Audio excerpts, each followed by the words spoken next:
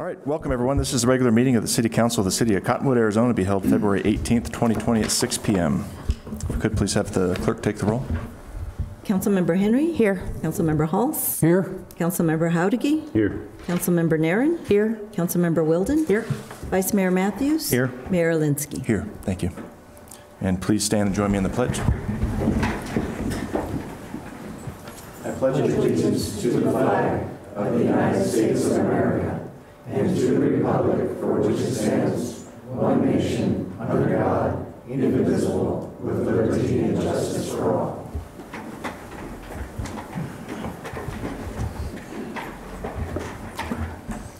Okay, up next is a brief summary of current events by the mayor, city council, and/or city manager. The public body does not propose, discuss, deliberate, or take legal action on any matter brought up during the summary unless the specific matter is properly noticed for legal action. Do we have any council members with anything to report? You have one thing. Oh, at right. least one thing. Yes, at least one. Ron and I went to Prescott to hear the governor give a business recap of the state of the state. And it wasn't that crowded. I was surprised. And we got very lucky. We sat 2 feet from him. And just so, it was up close and personal. And he talked about basic things relating to our area mainly. One of them, which he can benefit from, is removing military pensions from the income tax. So any veteran, that would be in effect for them. And I'm just going to go over this. I'm not going to go through this whole thing. Talked about education, expanding the Arizona Teachers Academy, supporting the law enforcement through state-of-the-art radio communications and some body cameras. Shutting down the state prison is one thing he's already announced he's going to do. And eliminating several boards and commission. It was either 1,000 or 2,000. It was a bunch. And unnecessary laws. And he's got some focus on the national suicide crisis. So they're focusing on that.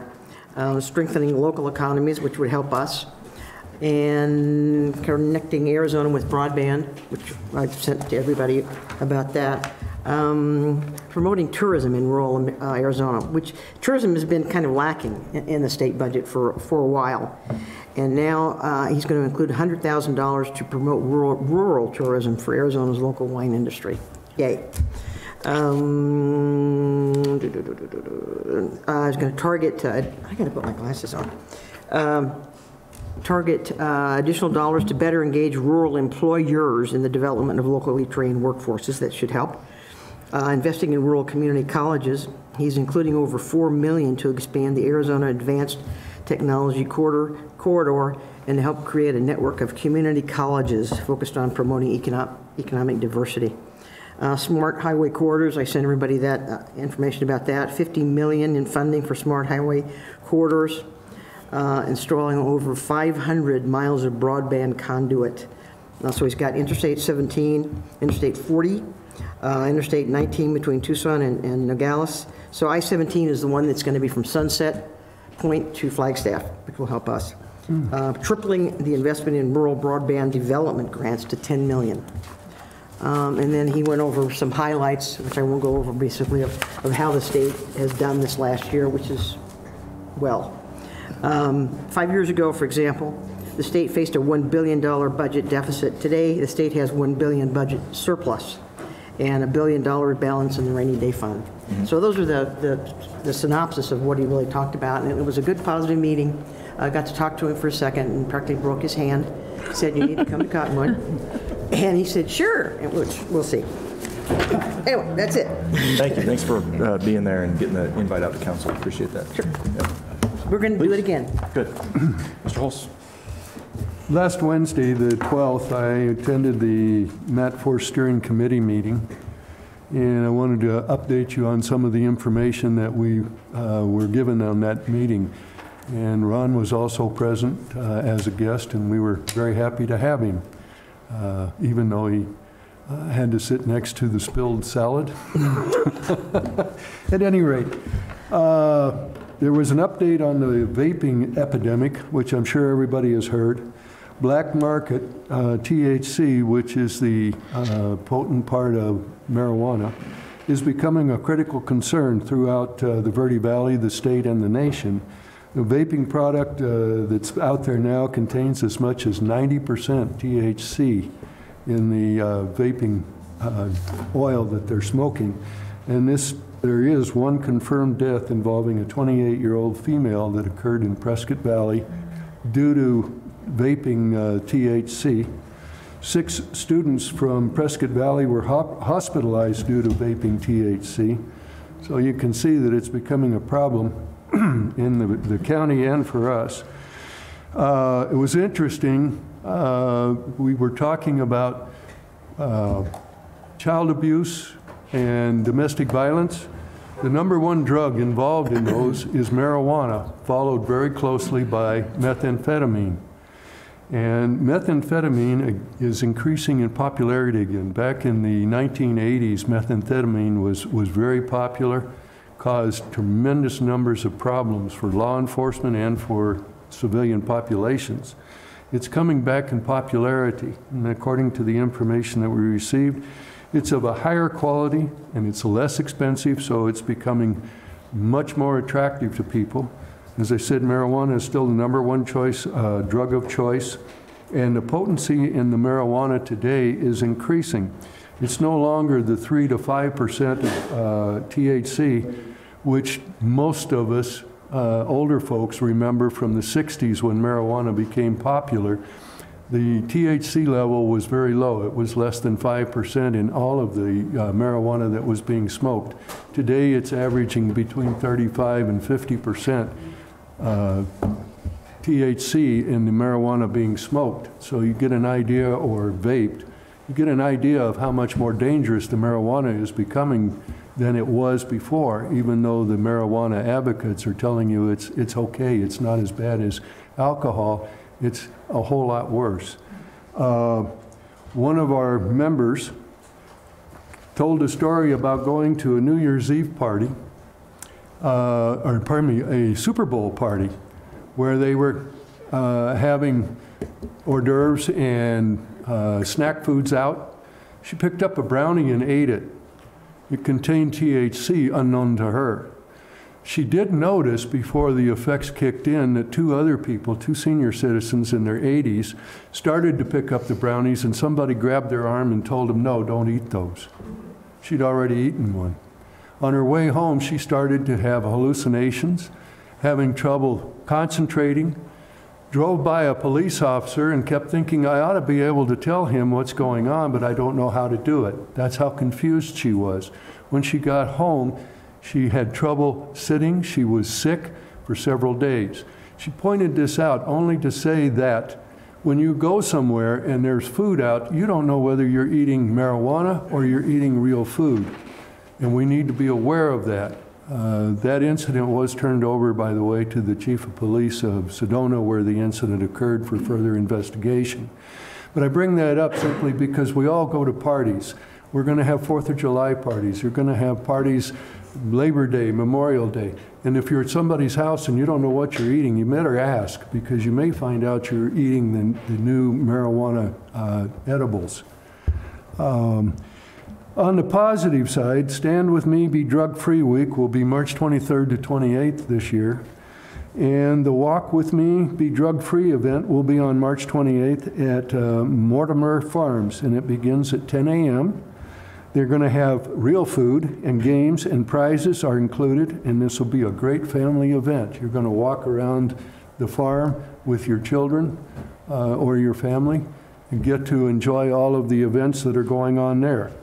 And the last thing is April 25th is National Take Back Day, or Dump the Drugs event. PD will be accepting all drugs on that day, although our police department will accept any drugs you want to get rid of. And on any day of the week, you can go in and go into the lobby, and the dump site is right there.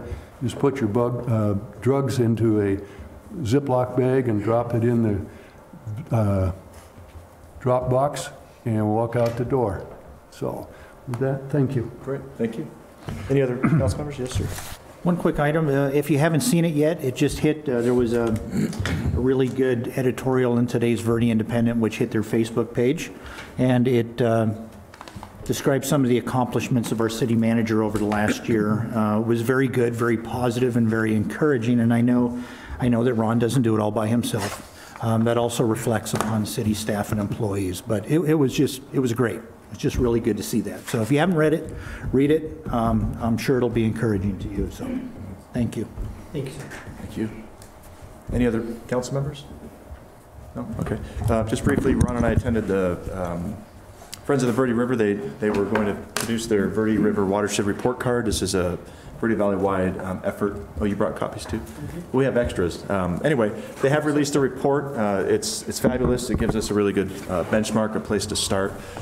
We know where we did well and where we need to improve. And so, anyway, we're going to bring them in for a presentation to council. I don't want to spoil it for anyone in the audience, but if you get a chance to attend that presentation, that'd be great.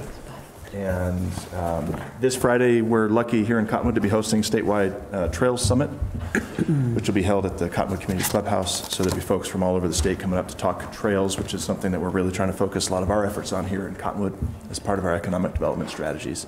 So I'll be speaking there, and I would encourage you all to come check it out. Check out the new clubhouse, recently remodeled. I'm glad to see it's getting used. And this weekend I'll be helping judge some of the projects that the Valley Academy of Career Training Education, VACT, their students are going to be creating some projects, and they want me to come judge them.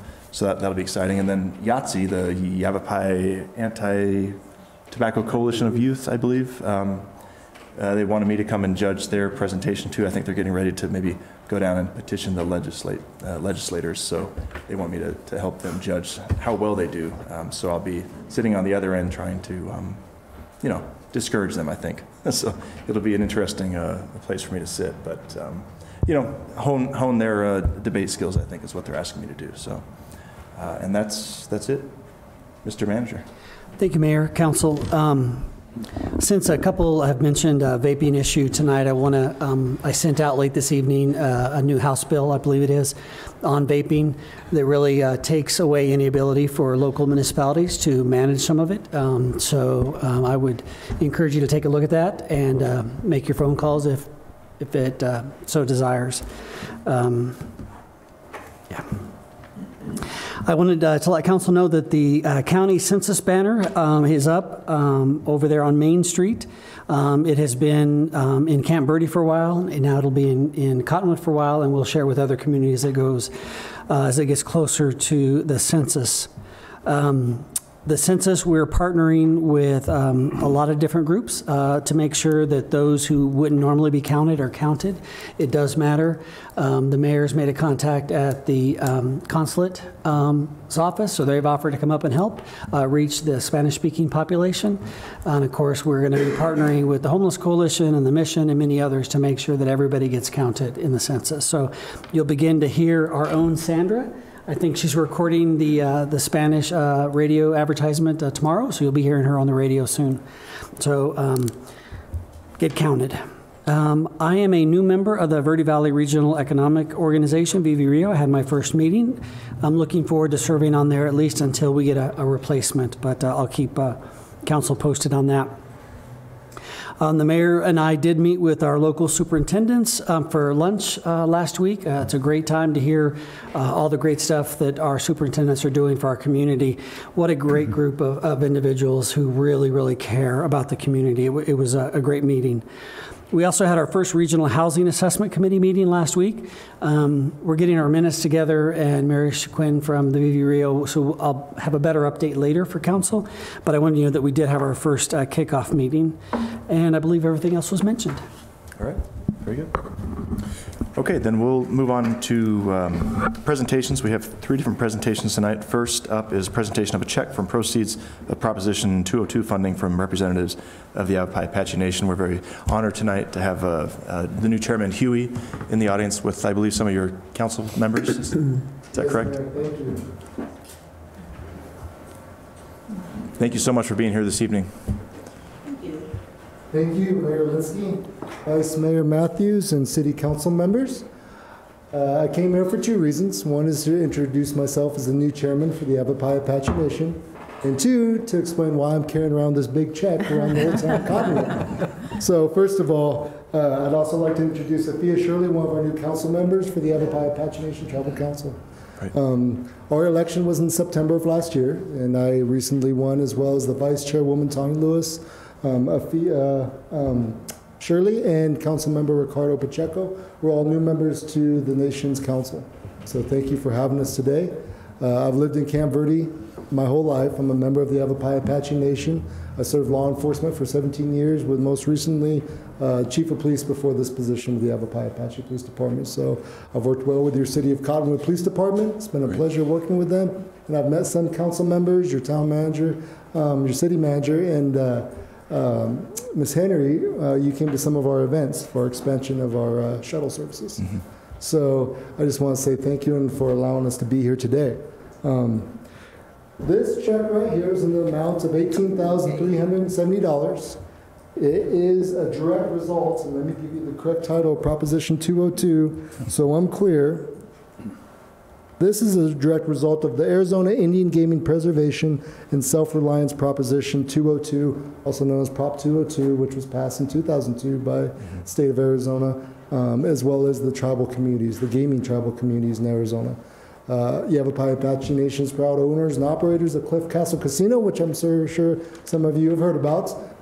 This check, this revenue sharing, is definitely 12% of that revenue that was brought back to the YAVAPAI-APACHE Nation and gets to go out to local governments, municipalities to do so as you wish. Mm-hmm. So, of course, the council gets time to meet and discuss where we want these monies and proceeds to go. So, of course, we're going to select the City of Cottonwood this year in the amounts of $18,370. Fantastic.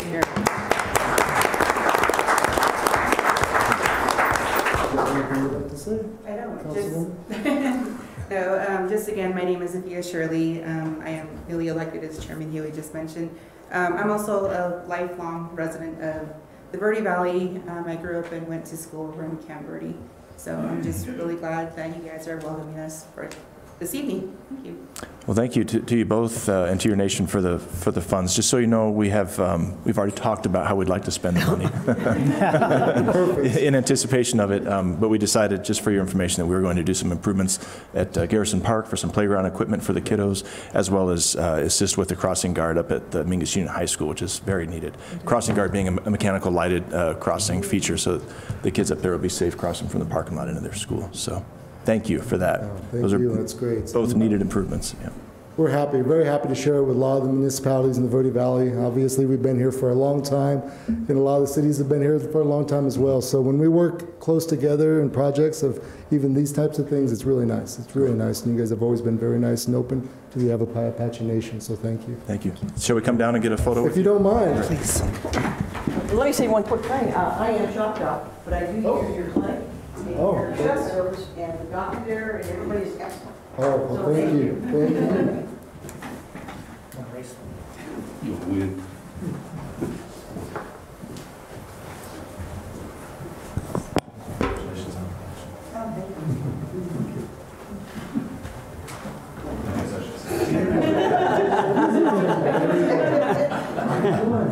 Good to meet you.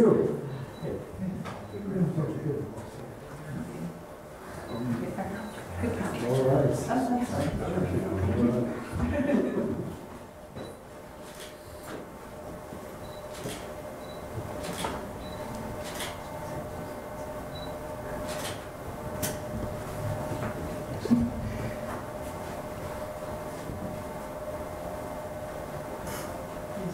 Awesome. Thank you, City Council.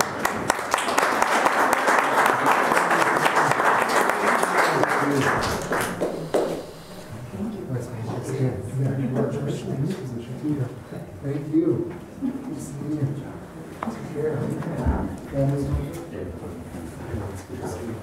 Good, really good. Everybody's going good. Thank you. Thank you, Mr. Chair. Thank you. It's good seeing you.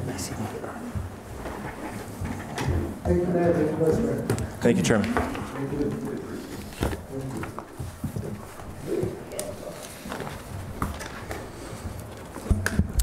Okay. Okay, next presentation this evening is from Yavapai College Small Business Development Center. We have Jerry Deniston, Center Director, and Ruth Ellen Elinsky, the Business Analyst. They will present information regarding the center and the services it provides. Evening. Good evening, Mayor and City Council. Thank you for your time this evening. I'm going to share a little bit of information. Will this stay up? Yes. About the Small Business Development Center at Yavapai College.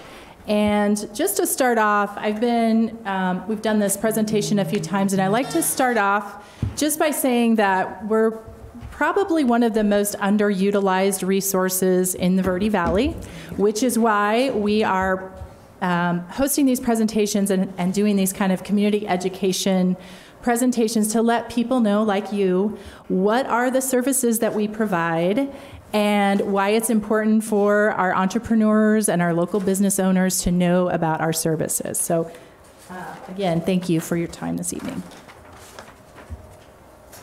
So what do we do? The first thing I want to point out is that we are funded by the Small Business Administration, which is federal dollars that are funneled through the community college system here in Arizona.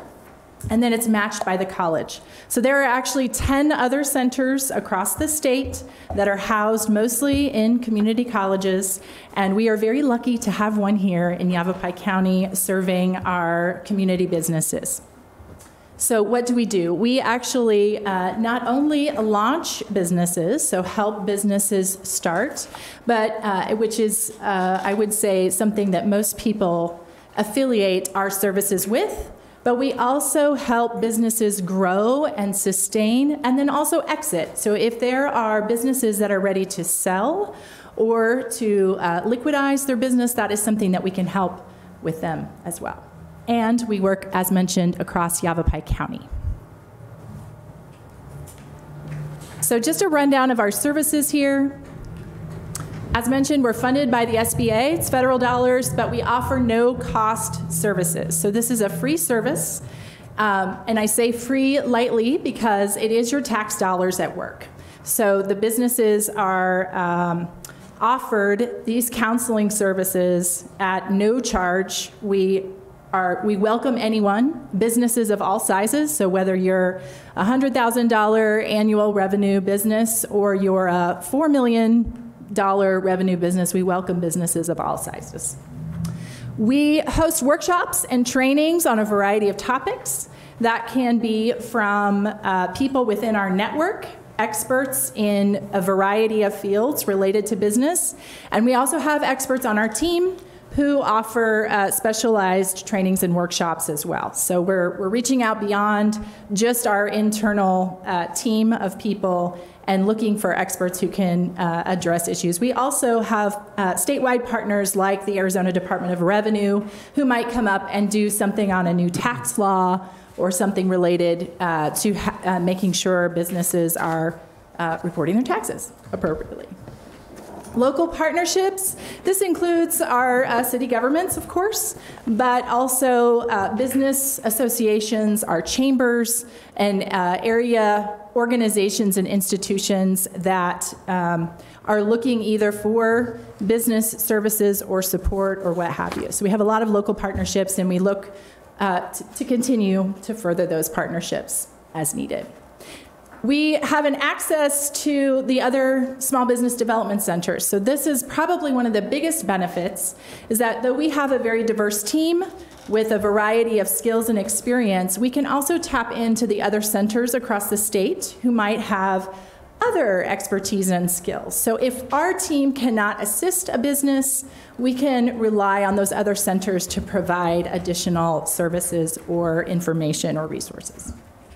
And then finally, the big one is access to capital. So as we all know, businesses struggle a lot of times with just getting the money that they need to either start or grow their business. And we are in the business of supporting and helping businesses get access to capital. So whether that is a traditional loan or maybe a more creative way of financing your business. Some people come into our office and they either feel like they can't get access to capital through a traditional bank, so they may have some sort of ding in their financial history, or they may just be completely overwhelmed by the process of applying for a loan, or they don't know where to start on how to get the loan, that's where we can assist in any of those items. And then we also have partnerships like VV-RIO, so the Verde Valley Regional Economic Organization, as well as groups like SETI, which is the Sustainable Economic Development Initiative out of Flagstaff,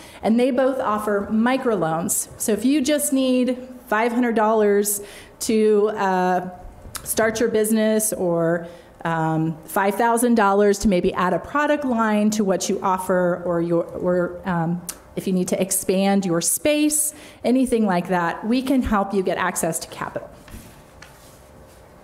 So what do the counseling, again, no cost counseling services involve? This can be, this can be anything from helping you write a business plan. And for those of you that don't know, if you're trying to get a loan or access to capital, you absolutely have to have a business plan to get the loan or get access. Financial forecasts. So a lot of times banking institutions are going to request 3 to 5 years of financial projections for your business. And those financial projections can be a little tricky if you don't know how to go through that process. So we work on that, along with, as mentioned, the financing package, marketing plans and sales plans. And then we also have a special service within the SBDC that helps with government contracting. So if you're a business that you're a women-owned business or you're a veteran-owned business and you want to start doing government contracting, we can help you with that process as well. B2b Opportunities is on there too. This year we have a new partnership with the Arizona Commerce Authority, which is really exciting because it not only adds funding to our budget with the SBDC, but it also gives us access to additional resources through their program. And we're using those resources as tools for the business clients that we're working with.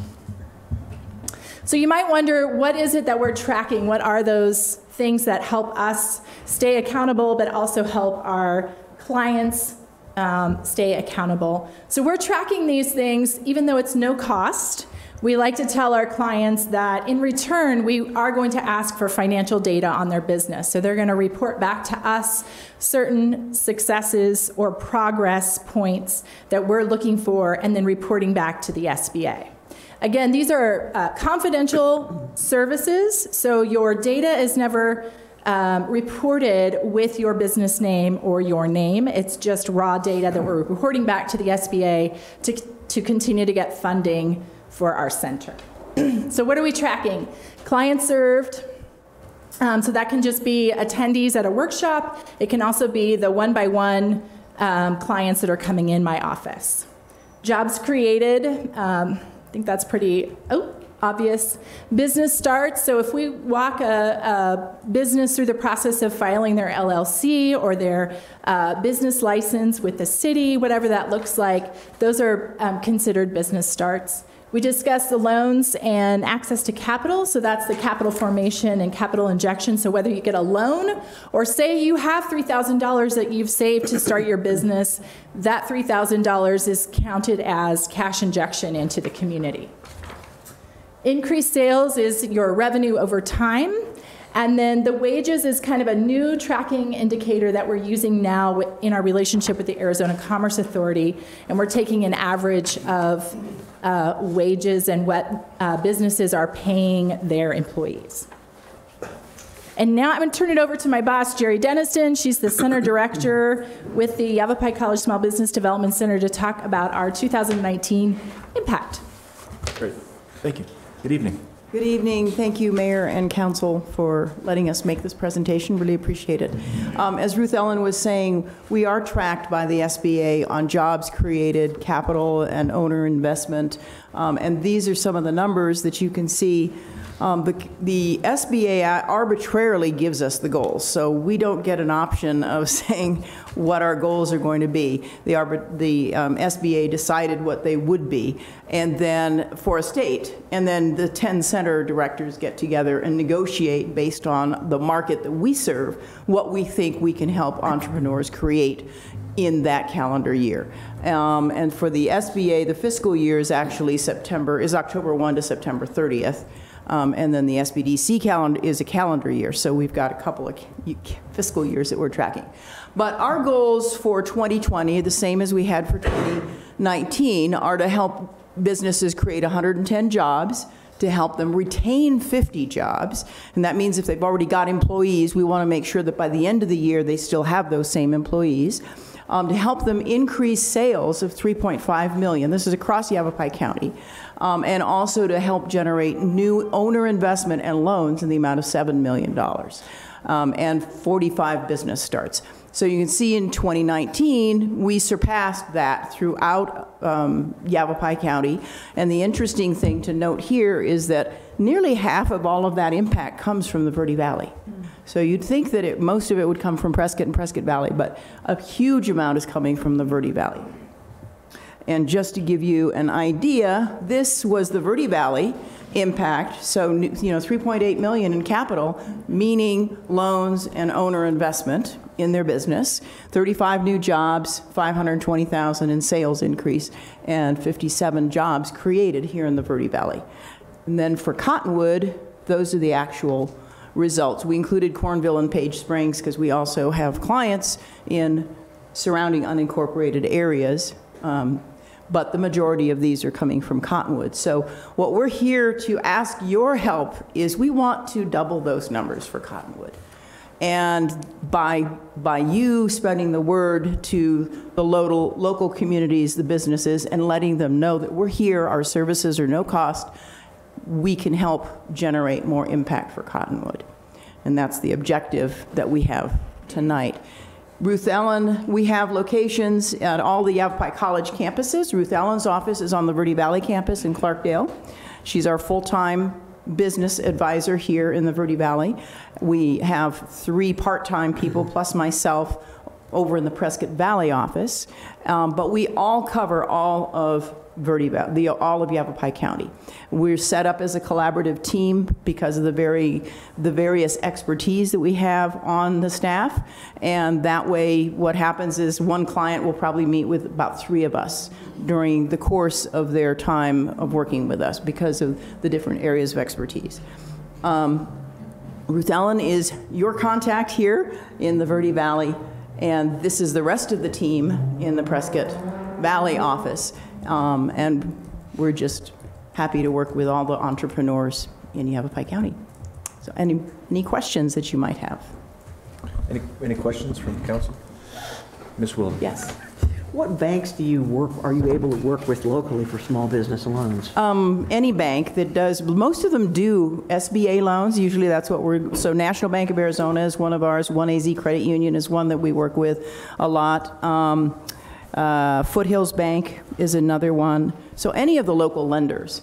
And we get a list of which ones have, do the largest number of SBA loans. Great. Any other questions for Ms. Dennison? Mr. Mayor, can I ask a couple questions just to clarify? One, it was mentioned earlier that SBDC is funded out of taxpayer dollars. Mm-hmm. No local. The city of Cottonwood doesn't contribute. It's I just all wanted to federal clarify tax dollars, right? No city of Cottonwood dollars go to support. And then they were my guests, both Jerry and Ruth Ellen were my guests on Inside Cottonwood last week, and we talked about their services there.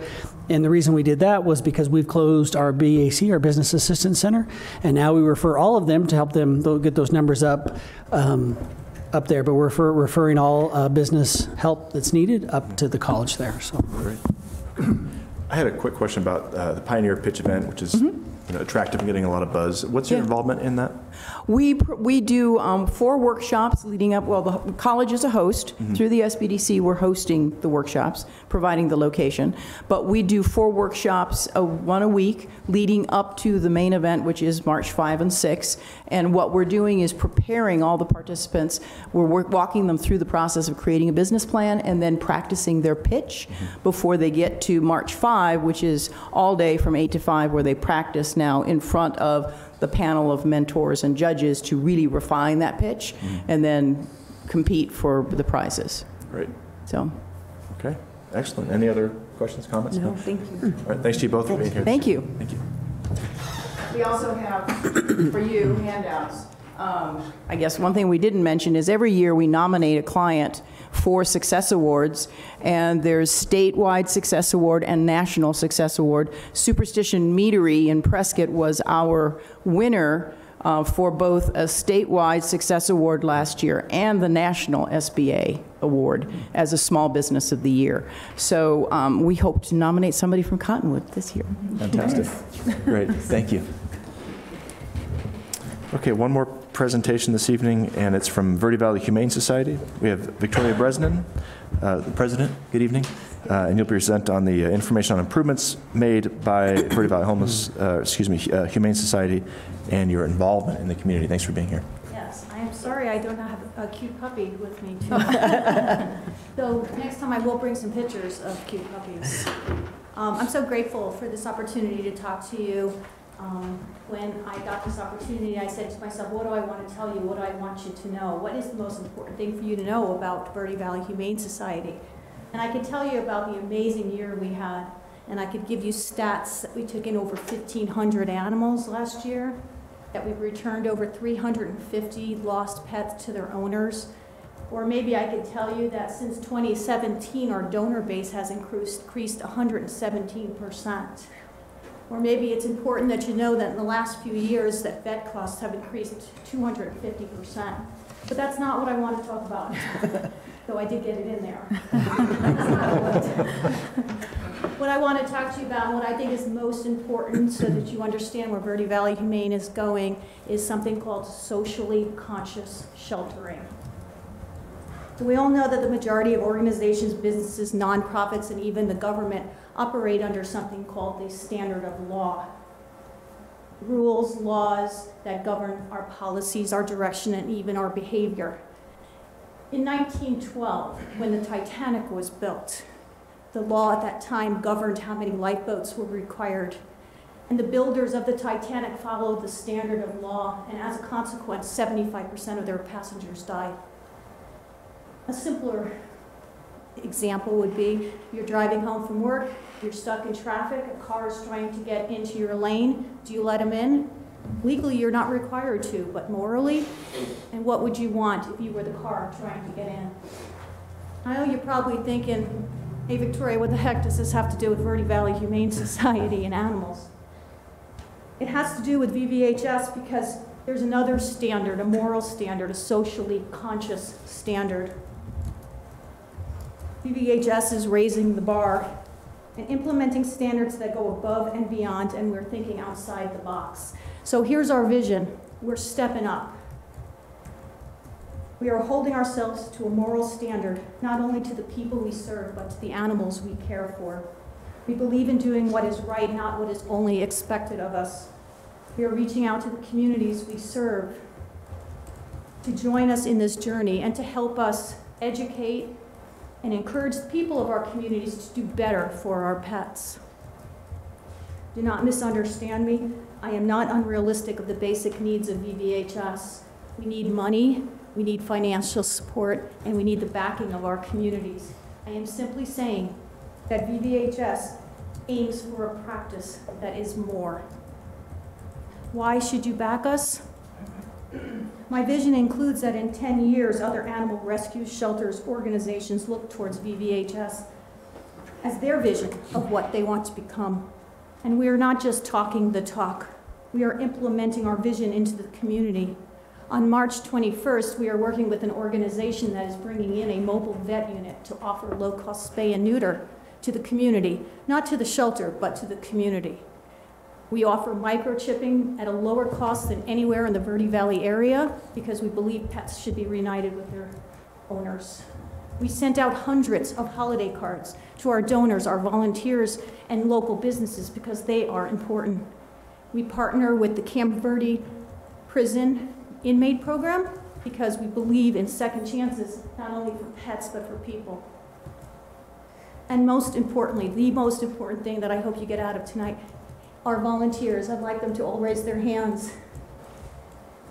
Our volunteers this year logged 27,000 volunteer hours. Why? Why do they do it? Why are they here? They do it because they believe they're part of something bigger than themselves. because we say and do what we believe, because we stand for something, and who doesn't want to be a part of that? I look forward to being part of this community and working with you and to the people who dedicate themselves to making it a better place. And I'm going to leave you with a quote that I heard just this past weekend, and it was so powerful to me that I want to share it with you. Working hard for something you don't care about is stress. Working hard for something you love is passion. Thank you very much. Appreciate it.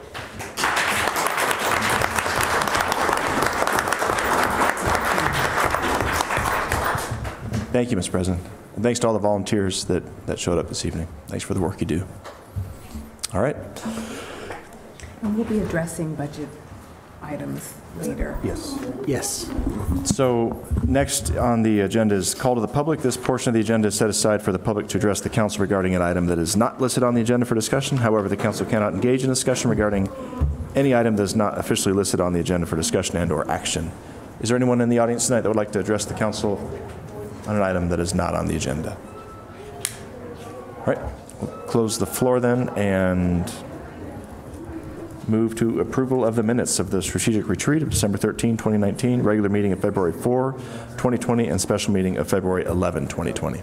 Move to approve the minutes. Second. Okay, Councilmember Holst made the motion and Councilmember Henry seconded it. All in favor? Aye. Aye. Any opposed? Okay, minutes are approved. Unfinished business, just one item this evening. It is ordinance number 674, amending section 418, light commercial, 418.c, to allow the keeping of livestock within the C1 zone as a conditional use under certain circumstances. This is the second and final reading. Mr. Mayor, we're available, staff's available if you have questions, but this is the second reading. Okay, I think we're all present for the first reading, and are there any questions, comments? No? Okay. I will go ahead and move then to approve ordinance number 674. Second. Okay, Mayor made the motion, Councilmember Nairn seconded it. If we could have a roll call vote, please. Councilmember Henry? President. I am here and I vote yes. Thank you. Sorry. Councilmember Hulse? Yes. Councilmember Howdigy? Also here and yes. Councilmember Nairn? Yes. Councilmember Wilden? Yes. Vice Mayor Matthews? Yes. Mayor Alinsky? Yes. Motion carried. Okay, please read ordinance number 674 by title only. Ordinance number 674, an ordinance of the Mayor and City Council of the City of Cottonwood, Yavapai County, Arizona, amending Section 418 C1 Zone, light commercial of the zoning ordinance. Mr. Mayor. Thank you. Okay, consent agenda. The following items are considered to be routine and non-controversial by the council, and they will be approved by one motion. There will be no separate discussion of these items unless a council member or citizen so requests, in which case we'll pull the item from the consent agenda. So we have 3 items tonight. I'll read them out for you. Special event liquor license application submitted by Aaron Cody, applicant for Verde Natural Resource Conservation District Education Center for an event scheduled for March 1st, 2020 at the Environmental Education Discovery Center located at 345 East Mingus Avenue. Second item is special event liquor license application submitted by Jesus R. Rodriguez, applicant for the City of Cottonwood for an event scheduled for April 18, 2020 at Riverfront Park located at 1284 East Riverfront Road.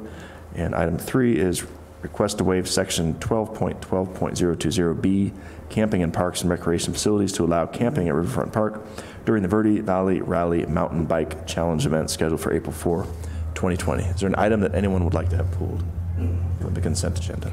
Okay. I move to approve the consent agenda as drafted. Or were you going to ask the public if they wanted to put something? Nope, no one's ready. I'm just You're good this evening. But you're here. Yes. In case you didn't notice. Councilmember Henry made the motion. Vice Mayor seconded it. All in favor? Aye. Any opposed? Okay. All right, then new business. The following items are for council discussion, consideration, and possible legal action. Item 1, discussion and consideration of possible legal action to approve a proposed purchase and sale agreement with Santana Hotel Partners, LLC to acquire an approximately 2.2-acre portion of city-owned property located at 535 South 6th Street for the purpose of constructing a new 85-plus or minus bed Spring Hill Suites by Marriott or similar hotel. Good evening. Good evening, Honorable Mayor, Honorable Vice Mayor and Council. The agenda item focuses on tonight the possible approval of a proposed purchase and sale agreement with Santana Hotel Partners, LLC. managed by Sunridge Properties Incorporated for a 2.2 acre portion of Yavapai County Assessor's Parcel 40606-009 at 535 South 6th Street. And this is for the purpose of developing a new hotel on the site. The proposed agreement sets forth the terms and conditions of the sale, including a purchase price of approximately $383,328. The agreement allocates certain duties and responsibilities. It sets forth certain representations and warranties. It makes provisions for the opening of escrow and a period of due diligence by the purchasers. Also, it addresses other matters typically associated with the real estate transactions of this kind. Two items to note specifically are, first, the property will now be acquired by an entity called Santana Hotel Partners, LLC, because we've been talking about Sunridge Properties for so long, so we want to make sure that that's in council's information.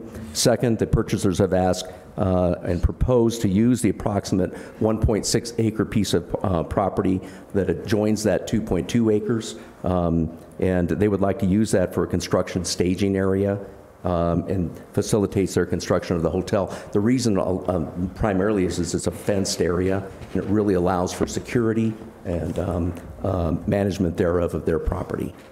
And with that, I'll take any questions. All right, do we have any questions? No, okay. All right. I would entertain a motion then. Mr. Mayor? Yeah. I did see a slightly different version of Welker's 3 coming in this evening after the meeting started. They've come up to maybe speak with you about how they've come along since we signed the LOI. Okay. Or may want to, and if not. If any of you gentlemen would care to present to council, you're more than welcome to. I'm sorry to drag you all the way up for what was pretty routine, but. Sir, okay, great. And I spoke with Braden Welker, the Welker who's not here, earlier this afternoon. Okay. I'll make a motion. Well, if I have some discussion too, though, even, or I guess maybe even a question, a couple of things. So we're not charging for the usage of the property? Or did I miss something? You know, I'm off tonight, so. Councilmember Henry, we are not charging for the use of that property. It's sitting vacant there. They'll return it like when the water utility company uses land, we return it to the same condition. And so the same expectation is they'll return it to the same condition. Is that some sort of agreement is informed to do that, or that's in your agreement tonight for them to do that? Well, I see that. I just was curious as to why we're not charging, we're not able to use the property or sell it. We're already selling less than the full parcel for a, in my opinion, and I understand others have differing opinions. So to me, I'm just not sure that that's not a gift of public funds in the use of property by letting them use it for free. Well, to that, I would say that I don't think it is. But we brought it to your attention because it was not in the LOI and it was proposed as part of the purchase and sale agreement. And we're bringing it forward to you. Obviously, the final business decision on that is yours. Okay, and so how long is this a usage for it? I wasn't really clear on that when I was reading the purchase and sale agreement. When do they expect to be finished? Yeah, we'll just use the excess land for a staging area just to put lumber so we can be working on parking lot and all that kind of stuff. That's a common thing when we do jobs. If there is excess land, typically people will let us use that, but it'll be just for the term of the till construction is finished. So when the hotel opens, and usually we return it to better than it was before. It'll be cleaned up and scraped and you know. And Mr. Mayor, I think, do you have an expected open date or month or year? Well, right now we're pushing things along. We're hoping to start by August, and so it would probably be the following fall of 2021 that it would be open. So. And Mayor and Councilmember Henry, we are not currently planning to put that out on RFP, that piece of property. Our plans are to do finish this one up, 7th Street, and the finance building. So my guess is that's going to take us a little while to get through all of that, making sure that we're advertising it a longer period of time and those other requirements. So it'll be a while before we're ready to add another piece of property to the RFP process. So I still have a concern that we're just gifting the usage of this land. I mean, it is a sizable chunk of property that we could use. And I did see, it looks like the survey was going on today, it sounds like, which I was glad to see some progress there. I just am, again, I'm concerned about not charging for the usage of the property. The second item, I was just curious, this is not a sticking point, but it's my understanding the buyer does get to choose the escrow company, because we're using someone out of San Diego, and my strong preference is if the city had any say in the matter is that we would use somebody local instead of an agent in the Chicago title office in San Diego. I think if we can keep that local, would be my preference in any transaction that we did have to say. Again, it's my understanding here, it's the buyer's choice to use this gentleman and not ours, but just for city moving forward, I'd really like to keep that in the area. Mr. Mayor, Ms. Henry, that is what the buyers have proposed, but you have the right people here to address that too, and who can address back to you. Did you want to ask Mr. Welker if encourage him maybe to use a local I think he was here for the conversation. I don't see the need. Yeah, I'm not even sure who Braden put. Did he put Chicago Title? It's Rob Herring out of San Diego in the Chicago Title office. Yeah, to tell you the truth, I could talk to him about who we selected there. Typically, we use Chicago Title right there in Mesa by our office, but if you had a Chicago Title branch up here, I mean, it's probably not. But we have great title companies here. Okay. I don't mean to negotiate on camera, but. That was not a sticking point. It was just for me a question about why we're using. Again, this was proposed as part of the PSA negotiations. They provided a draft. We provided some comments back, and this is what we brought forward to you.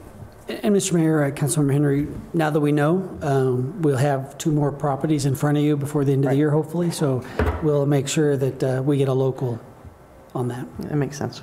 We tend to be a council that likes to try to keep things as local as possible. Sure. Whenever possible. I understand, yes. Certainly. I understand your concerns about them using the empty lot.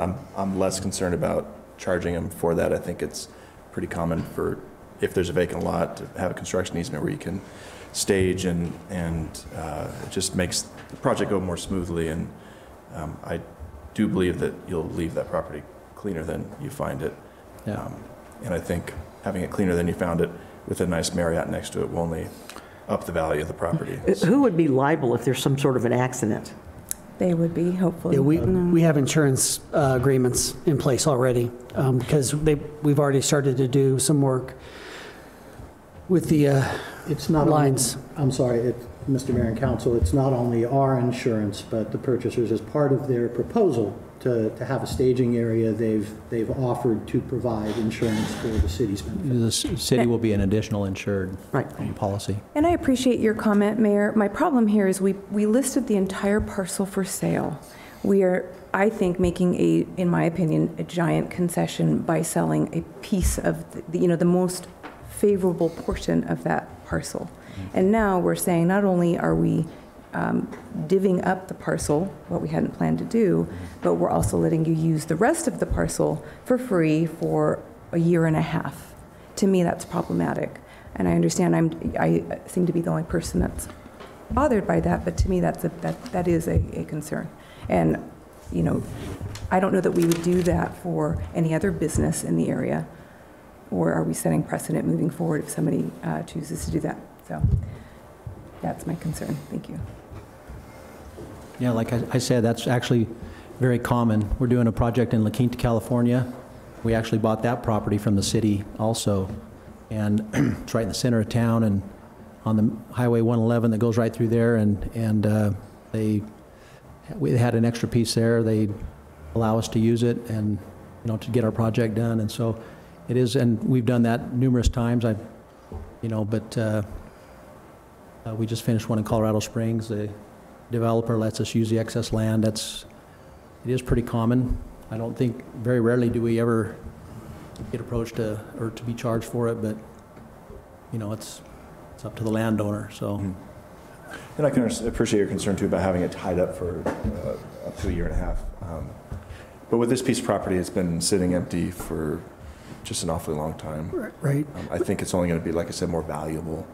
And Mr. Mayor, Councilmember Henry, Steve, correct me if I'm wrong, but if we decide if we got someone interested or if we decided to put it on the market, we just wouldn't be able to sell it until it was closed, but we could start the advertisement process in the spring of next year. As they start to go vertical and we know it's really happening, I think that does make it more valuable for a restaurant. So I don't think we'd have to wait till they open to put it on the market. We could start we could advertise it prior to that, so it would be ready to go to sell, hopefully to a restaurant. Fingers crossed. There. So we could start. I would think that once this hotel is up and running and successful, it's going to add a lot of value to that property, and we may not have to go out looking for a buyer. I think they may actually come and ask about it. So, I mean, I think that's a good trade-off. I think we're going to see increased value on that remaining portion. I'm okay with a compromise at this point. Not 100% for it necessarily, but maybe in the future, this is something we, like you mentioned, that we can look into, which makes sense. Any other discussion? Okay. Take a motion? Please. I move to approve the proposed purchase and sale agreement with Santana Hotel Partners, LLC, subject to approval of the final form of agreement by the city attorney, to authorize the mayor to execute the agreement on the city's behalf, and to authorize the mayor, city manager, and/or city attorney to take any additional action necessary and appropriate to complete the sale. Second. Okay, Vice Mayor made the motion. Councilmember Wilden seconded it. If we could have a roll call vote, please. Councilmember Henry? No. Councilmember Halls? Yes? Councilmember Haudegi? No. Councilmember Nairn? Yes. Councilmember Wilden? Yes. Vice Mayor Matthews? Yes. Mayor Linsky? Yes, thank you. Motion carried. Okay, next item I think is not necessary at this point, but it was executive session regarding the sale of possible city property located at 535 South 6th Street, which we just discussed, and we wanted to put that on there as a placeholder in case we wanted to jump into executive session. I don't believe we do.